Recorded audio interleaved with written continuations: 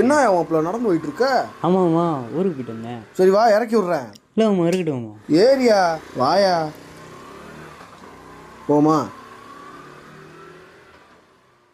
யோ மாப்பிள்ள,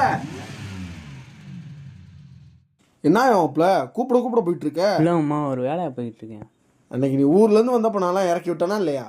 மாமா நான் பார்க்கலாமாம்மா, நான் என்ன தேவை சொல்லாத மாப்பிள்ள. சரி மாமா, என்ன மாமா, எங்க இறக்கி விடு மாப்பிள்ள, அந்த அந்த பக்கம் மட்டும் இறக்கி விடு.